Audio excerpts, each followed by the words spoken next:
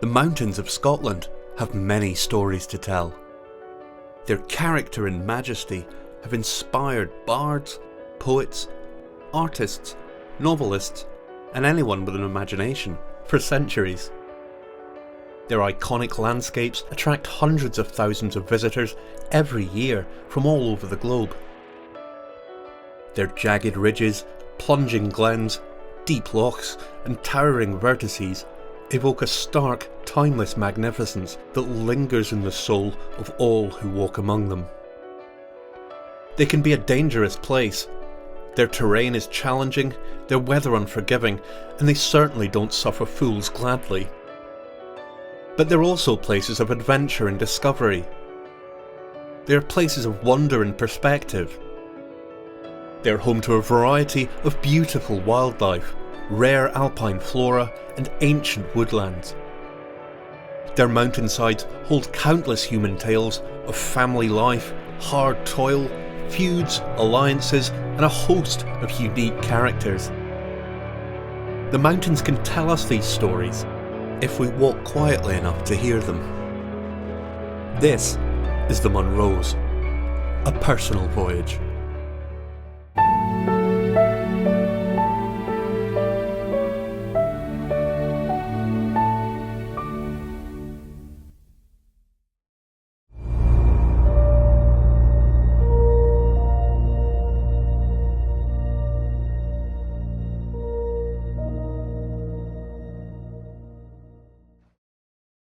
Hello and welcome to the Munros.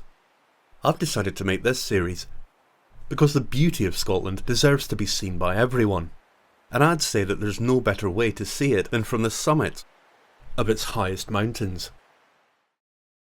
This expansive series will feature every one of the 282 Munros, with deep dives into the history, nature and geography of their surroundings in an accessible, magazine-style format that anyone can enjoy.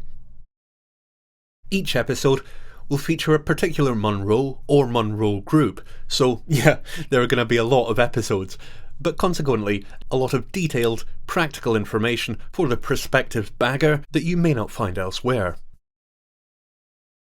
Now, I'm a fairly experienced Munro enthusiast. However, there's always more to learn, and I hope that you'll join me on this journey of discovery, either through this programme, or indeed by getting out on the hills yourself, if you feel so inspired. There are a rather bewildering amount of Munros, with names that do not lend themselves particularly well to comprehension by non-Gaelic speakers, so I'll do my best to help you to pronounce and understand them for yourself. In this opening series, there'll also be tips and advice for those new to the Munros. While 914 metres on a global scale isn't particularly tall for a mountain, the Munros nevertheless have a charm that attracts the very greatest mountaineers, and indeed many legendary Himalayan climbers cut their teeth on these mountains in Scotland. The peaks of Glencoe, the Cuillin, the Cairngorm, and the far north are the stuff of legends. The Munros can be broadly divided into 6 geographic areas, as shown here. Each series, or season for our American friends, will focus on one of these 6 areas in turn. The journey begins in the scenic Southern Highlands, where 46 Munros lie dotted across iconic highland landscapes less than 2 hours from the central belt, some of which remain surprisingly wild and remote. The easiest of the Southern Highland Munros are super easy, but there are some among the 46 that present a considerable challenge, and of course, in wintertime, there is no such thing as an easy Munro. With a little bit of everything, the Southern Highlands are the perfect place to find your mountain legs.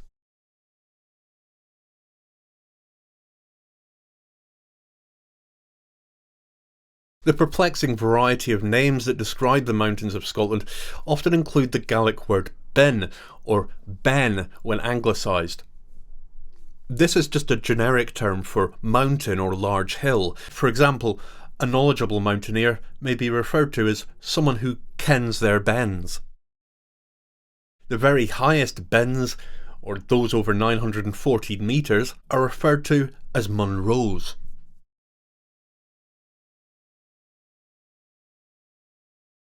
Munros is an abbreviation of Munro's Tables, the first list of the highest mountains in Scotland, published in the late 19th century. The list was compiled by Sir Hugh Munro in 1891, an early member of the Scottish Mountaineering Club. Munro was given the task of compiling a list of all the peaks in Scotland over 3,000 feet. It was thought that there would be relatively few of them, perhaps a couple of dozen. Munro came back with over 500. His list comprised 538 tops, 283 of which he considered as distinctive mountains in their own right.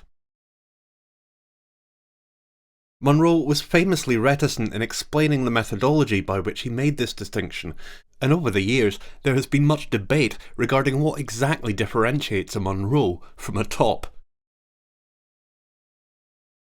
During his early attempts to categorise the high mountains, there were too many cases for Munro's liking in which he had to rely on second-hand information whose accuracy he could not verify. This would simply not do, as he couldn't claim to have produced a definitive classification of the Scottish mountains if there was even the suggestion that he'd used data of dubious veracity. He decided that he'd have to narrow it down. That meant climbing every single one of them. While he had extensive mountain experience, Munro also had to use reference maps on which high mountain areas were often rendered inaccurately and sometimes represented little more than guesswork. Detailed topographical data on the Scottish Highlands simply did not exist in the late 19th century, and for Munro, the devil lay in the detail. The only way that he could be 100% certain of his figures was to climb all 538 tops and measure their heights himself.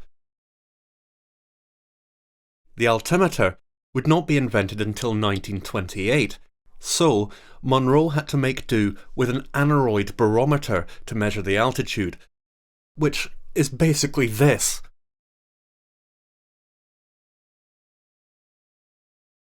This incredible undertaking can only be imagined these days. We have GPS, we have quality performance clothing, we have full waterproofs and relative comfort all the way to the summit, even of a Himalayan peak. Back in the day, Munro only had a tweed jacket, his hat, a flat cap, a rain cape that probably wasn't very waterproof, a rudimentary ice axe, and hobnail boots. The mind boggles. The guy was a pioneer, an incredible explorer, and a man of quite unbelievable bravery also. Munro's unhealthy obsession for detail meant even after its publication, the list was subject to change as new measurements and observations came to light. Now today we have much better equipment, but it's still a challenge to climb the Munros. To climb them all is still a club that numbers under 10,000 people. Hopefully by the end of the series, I'll eventually join that club. Along the way, I hope that you'll enjoy my journey as we take a walk where few have gone before. I've been walking in these hills from a very early age, pretty much as soon as I was able to walk, and possibly before that. I was lucky enough that my parents brought me up to the Scottish mountains, on one occasion that I can remember, on their back in a backpack. When I was 8, I climbed to my first Munro, Buchletive Moor in Glencoe. It was a grand adventure that I wouldn't soon forget. Since then, I've done many mountain expeditions with friends, and sometimes by myself. Now, bringing along companions is the ideal way to start the Munros. But then, it depends what you're looking for from the mountains. If you want to be by yourself, there's nothing wrong with that. But starting off the Munros with a group of like-minded souls, even a walking club, is a great way to both build confidence and just to get out in the scenery, out in these hills. It's not all about just getting to the summit, despite what some people may tell you. It's not a competition. It's not a race. And it shouldn't be scary. Basically, you can climb any Munro in Scotland, with a notable exception, without rock climbing experience or rock climbing skills. We will have to scramble, and that's basically using your hands to aid your balance.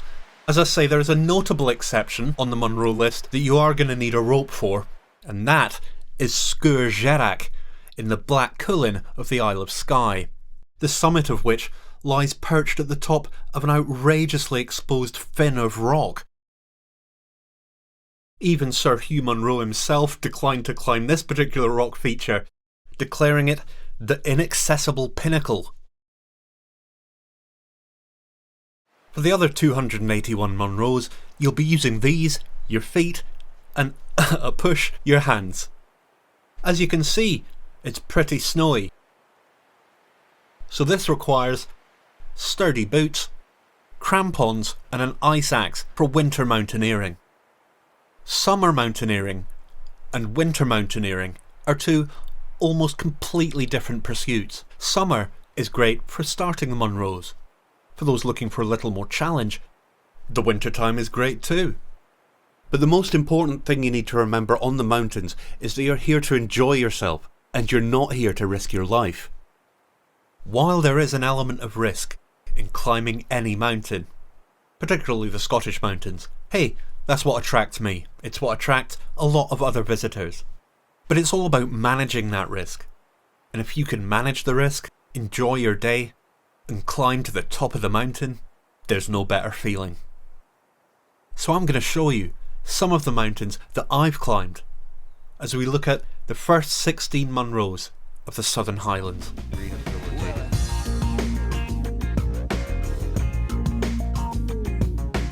Ben Vorlich and Stucachroin.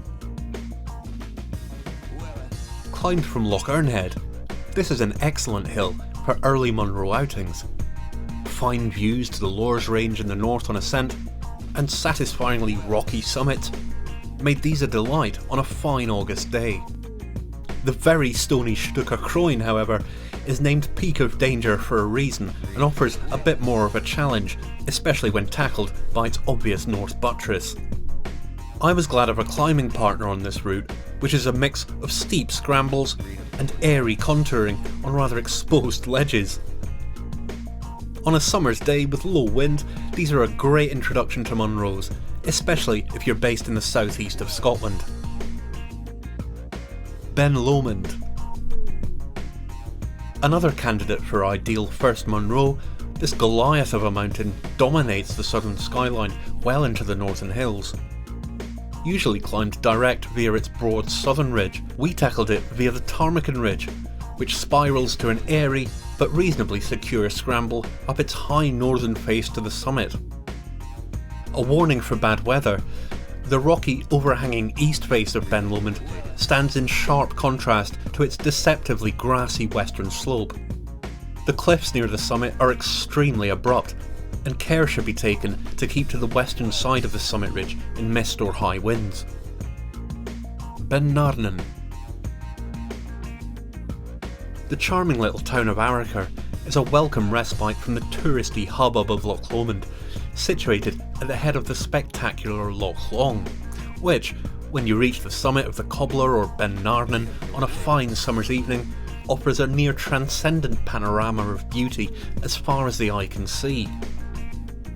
While the Cobbler isn't high enough for Munro status, it's nevertheless 100% obligatory for those doing the neighbouring Munros, and before you ask why, just look at it. The most alpine looking of all the Arrochar Alps, it boasts perhaps as unique a means of access to its apparently impenetrable summit block, threading the needle, as can be experienced on any mountain in the world. While very short, this is a grade 3 scramble with some exposed final moves and should only be attempted in winter by the experienced mountaineer. Ben Narnan itself, despite its excellent views to Ben Lomond, was a bit of a slog when tackled direct from Arrochar via the spearhead, and the Bealach Aveim, the central nexus for these Alps, is probably the best means of approach, as it allows a twofer with its towering neighbour, Ben Eam. Ben Vain. This knobbly fin of a hill, only just making Munro height, must surely have the most false summits of any hill I've ever been on. An extremely boggy lower third gives way to a winding path between rocky outcrops and grassy humps that, on the final third, may test the patience of those eager for the relief of eyeballing the summit cairn. On descent, the views eastward across Loch Lomond to Loch Katrine and the Trossachs are sensational. Ben Eam. The rocky mass of Ben Eam is the highest of the Arrochar Alps, set behind the Cobbler and Ben Narnan, from both of which it appears most impressive. The only challenging sections are a reasonable walk-in past the Narnan boulders from Arrochar, and a boggy early section from the Bealach. Miaul nan Tarmachan. This Munro and its optional but fun adjoining ridgetops are less frequented than their neighbours in the Lors range, but still a challenging and rewarding climb in their own right. We did the ridge in misty autumn conditions, which made the airy section following the Munro itself seem very tame, but be careful, there is high exposure here. Ben Glass. Perhaps more commonly known as the top before Ben Lors, if indeed remarked upon at all, this hill is usually overshadowed by its more illustrious twin to the east. Despite the walk starting at about 450 metres, the climb up its western limb is still fairly taxing. The car park, all that remains of the Ben Lors Visitor Centre, is reached by a steep B road off the main Lochside road from Killin. Ben Lors. This behemoth of the Southern Highlands is the highest of the so-called starter Munros, almost invariably climbed directly via Ben Glass from the old visitor centre on an obvious path. Its vast bulk can be difficult to navigate in mist, especially if one is continuing past the summit along the ridge to the other Munros. Anstück. This was surmounted as part of an audacious Boxing Day expedition to try and climb the entire Lors Ridge, comprising 5 Munros. We did Glass and Ben Lors, finding our way off the latter to Anstück's summit, and all was going well until we hit the final 100 metres of downclimb to the Bealach with Mael Garib. A 70-degree scramble down hard snow and ice, this section is difficult enough to climb up in summer conditions, and descending it in howling whiteout was enough to put us off back in the last 2 tops. Schiehallion. Another strong contender for best first one. We climbed this in the depths of January snow, and boy were there depths. An idyllic approach through light forestry leads to a fairly consistent gradual pull up its eastern ridge to the summit. The whiteout conditions that descended early on, coupled with navel-deep snow, made this an excoriating effort, requiring more commitment than on any hill before, and the gradual nature of the slope became more of a hindrance than a bonus on ascent. In summertime, however, it's totally straightforward, and again very accessible from the southeast.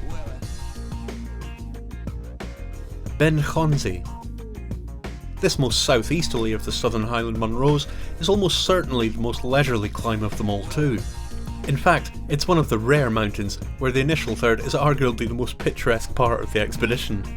While usually dismissed by adrenaline junkies as fairly boring, the rather indistinct summit does offer a navigational challenge in poor visibility, and the gentle, rolling nature of the landscape holds a soothing charm of its own.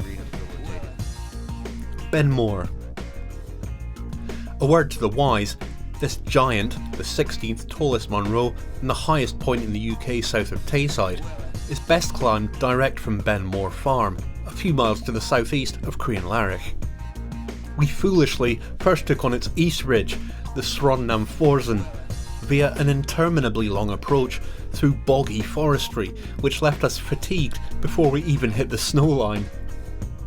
Once we did, the conditions became increasingly horrendous and eventually obligated a descent. We returned in summer to bag it by its aforementioned north face path, skirting its hanging corrie below the summit. Stop Benyon. This graceful, sweeping cone, the anvil-headed twin of Ben More, is a straightforward, early springtime climb from the Bialik with its twin, its huge cornices overhanging the east face to our left. Ben Vorlich of Loch Lomond. Accessed from the same track as Ben Vane, this notched, elongate blade of a hill offers fine views over Loch Sloy, Loch Lomond and to the mountains of the north. Ben Chavar. Starting at Ben Glass campsite, a brutal ascent to a hidden loch leads to the jagged and somewhat interminable west ridge of this rocky hump. On our visit, deep snowdrifts pushed the exertion to enjoyment ratio firmly into the red, and climbing it from the north is even steeper and not recommended.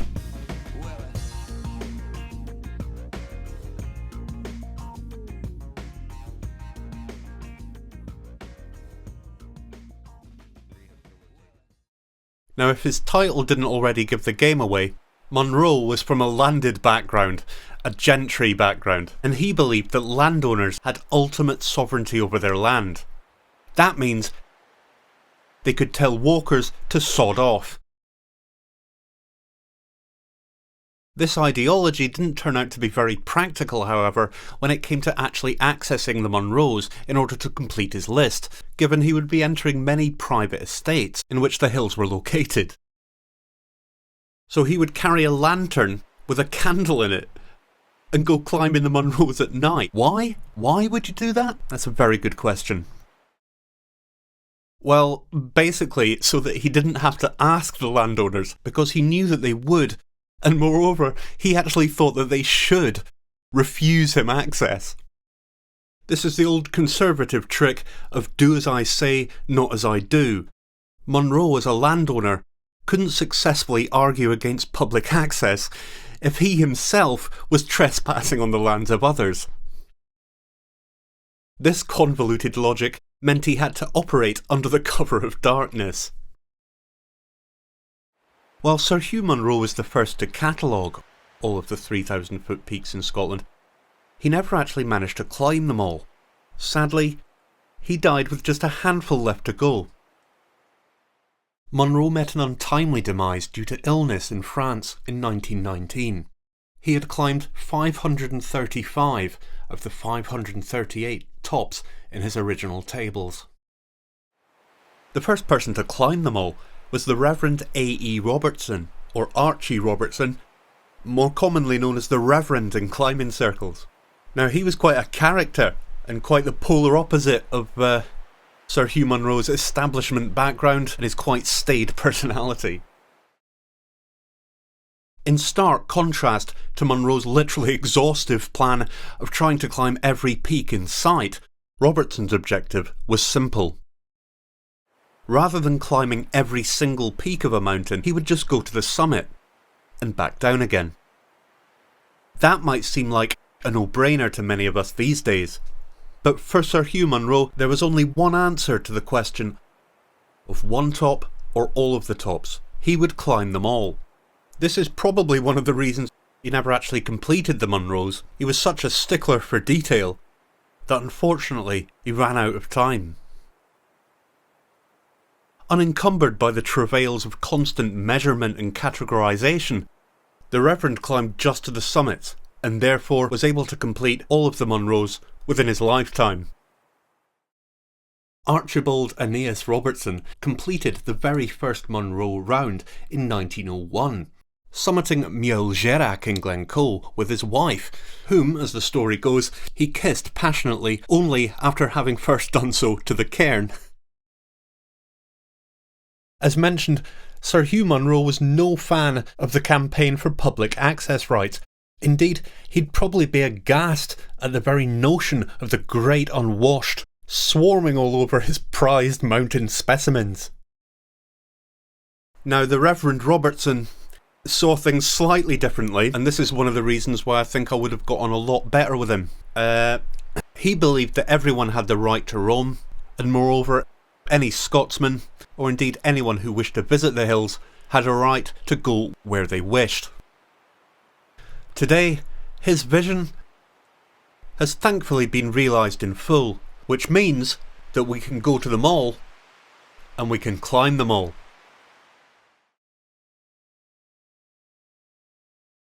Thanks for watching. If you found yourself enjoying the show, hitting like and subscribing really helps to support the channel to grow and to create more free content like this for you to enjoy. Henceforth, we'll focus on individual Munros, kicking off with my personal favourite of the Crianal Arroch Hills, Arrochar. Until next time, enjoy your adventures.